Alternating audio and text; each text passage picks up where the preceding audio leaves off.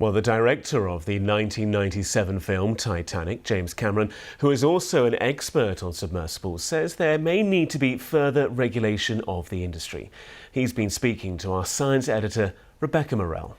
You've been down to the Titanic wreck site many times.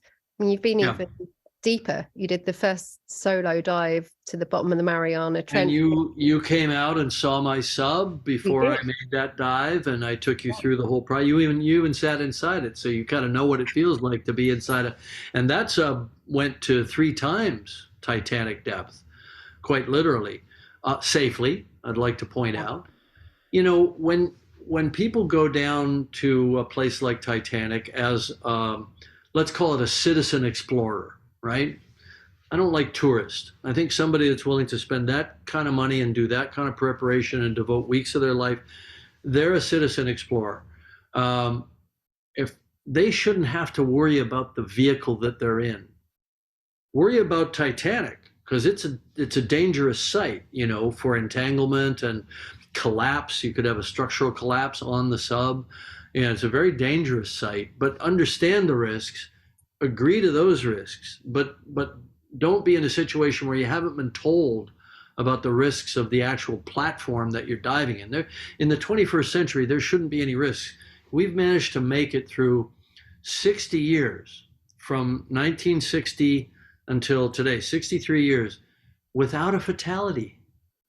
Most people don't know this.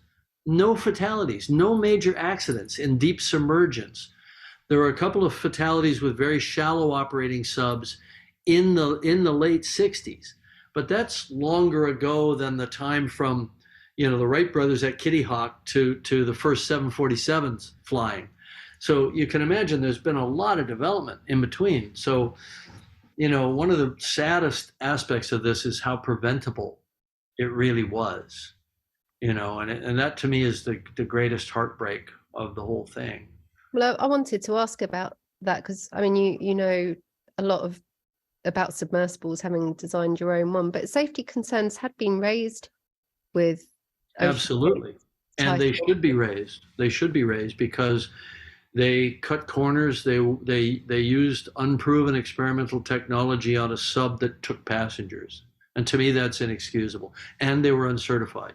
And they knew that the certification process would not approve the technologies that they adopted. I think it's fine to be an innovator. You know, the sub that you sat in, that we built and that I operated to the deepest place on the planet, was an experimental craft. I own it. It was not certified. It was an experimental craft. Just like, you know, the Mercury and Gemini and Apollo rockets were experimental craft. They weren't certified, but they weren't taking passengers either. You know, I think the second that you create a business model around asking people for $250,000 to take them to some place, you have to ensure their safety. You have to jump through every possible hoop. And you have to listen to the consensus in the engineering community. You know, I would submit that there's a terrible irony here.